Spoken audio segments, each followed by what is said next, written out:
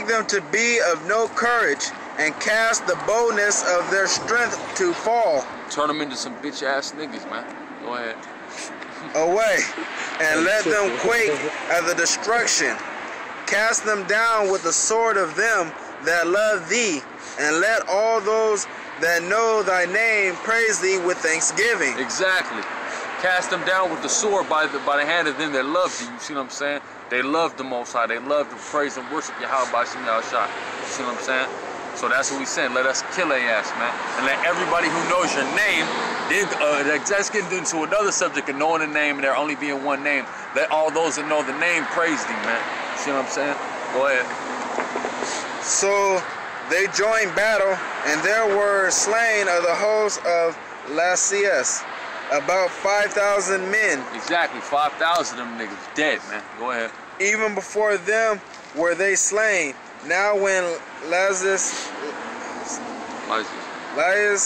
saw his army put to flight, and the manliness of Judea's soldiers, how they were ready either to live or to die valiantly. Exactly, ready to live or to die valiantly, man. You see what I'm saying? Niggas be thinking they hard in the streets, man.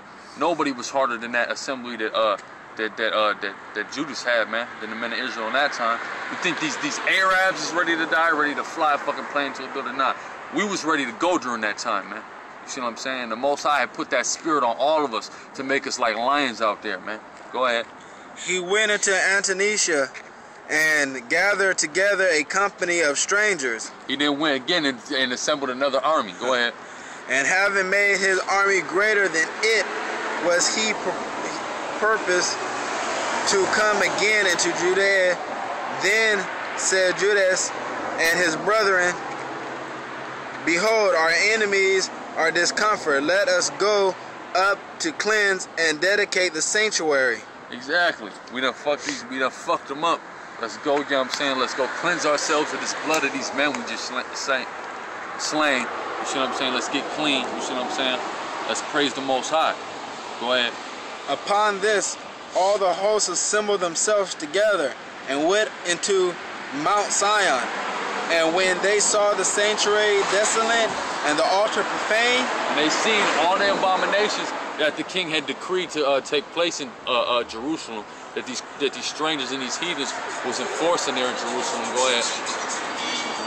And the gates burnt up, and shrub growing in the courts, as in a forest or in one of the mountains, and the priest's chambers pulled down. They rent their clothes and made great lamentations and cast ashes upon their heads. Exactly. They was weeping, man. Go ahead. And fell down flat to the ground upon their face, and blew an alarm with the trumpet and cried towards heaven. Exactly. It broke their heart to see that, man. It broke them down, man. You see what I'm saying? To see Jerusalem, man, the capital of Israel, man. You see what I'm saying? The place where the Ark of the Lord was, man, the place where the sanctuary was, to see it defiled in such a fashion, broke them brothers' hearts, man. All right? Go ahead. Then Judas appointed certain men to fight against those that were in the fortress. Exactly. They said, look, all them heathens that's up in there, I need you and you to run up in there and take care of them, man. Go ahead. Until he had cleansed the sanctuary. So he chose priests and blameless conversations, such as had pleasure in the law, who cleansed the sanctuary and bared out the defiled stones into an unclean place. Exactly. That he had the priests go up in there. He had the priests go up in there and try to cleanse the sanctuary. Go ahead. And when, as they consulted what to do with the altar of burnt offerings, which was profane, they thought it was best to pull it down, lest it should be a reproach to them, because the heathen had defiled it. Wherefore they pulled it down. Exactly. They just got rid of it because they know it's unclean, man. You see what I'm saying? Just like in the law, it say when a woman's on her period, anything she touches becomes unclean. You see what I'm saying? Anything them heathens was touching was becoming unclean. You see what I'm saying? So they got rid of it. Go ahead. And laid up the stones in the mountains of the temple and the covenant. Convenient.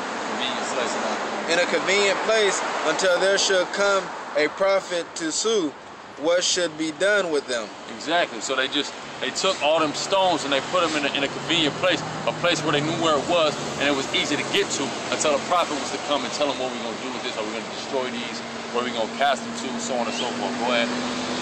Then they took whole stones according to the law and built a new altar according to the former, and made up the sanctuary and the things that were within the temple, and hollowed the courts. They made also new holy vessels, and into the temple they brought the candlestick and the altar of burnt offerings and of incense and the table. Exactly. The temple was basically getting born again, man. Got all new shit up in there, man. All new shit, all new things, all new holy things up in there. Go ahead.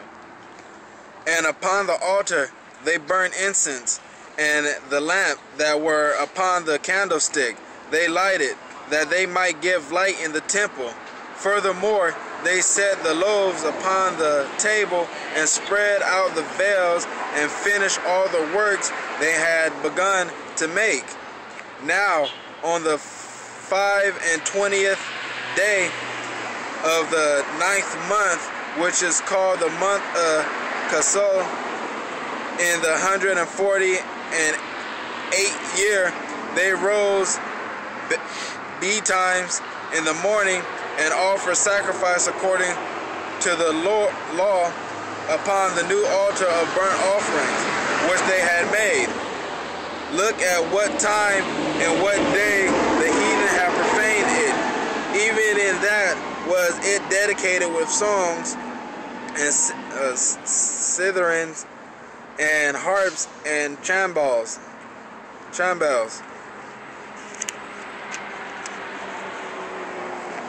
Then all the people fell on their face, worshiping and praising God of heaven, who had gave them good success. And so they kept the dedication of the altar 8 days and offer burnt offerings with gladness. 8 days they kept that. That's the Feast of Dedication, aka Hanukkah, man, which is what time we in right now, man. 8 days we are to keep that feast, man. Go ahead. And sacrifice the sacrifice of deliverance and praise. They decked also the forefront of the temple with crowns of gold and with shields, and the gates and the chambers they renewed and hanged doors upon them. Thus was there very great gladness among the people, for that they reproach of the heathen was put away. Moreover, Judas and his brethren with the whole congregation of Israel ordained that the days of dedication of the altar should be kept in their season from year to year by the space of 8 days, for the 25th day of the month of Casli, with mirth and gladness.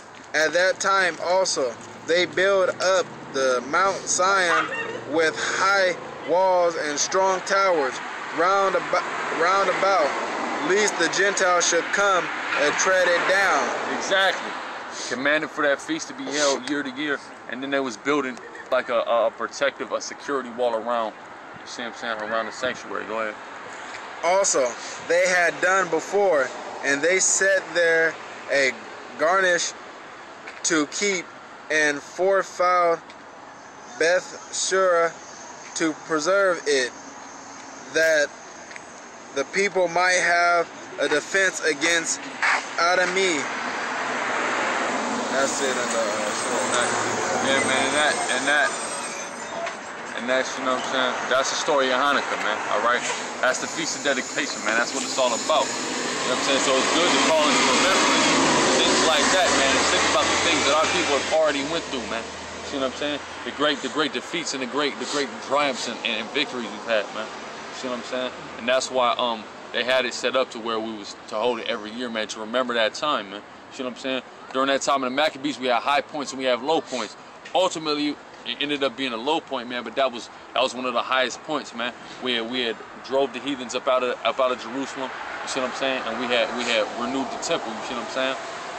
But I mean, you know what ultimately happened to the Maccabees that was ultimately brought down, man, because it wasn't the time yet, man. That's right. You see what I'm saying? But we coming into that time now. You see what I'm saying? You know what I mean? Well, with that, man, we're going to wrap up, man. Again, all praise to Yahweh, Shemi Ashar. Double honors to the elders, man, and honors to Shalom to all the brothers out there doing the work. True sincerity, man. And Ashar, Hannakuh.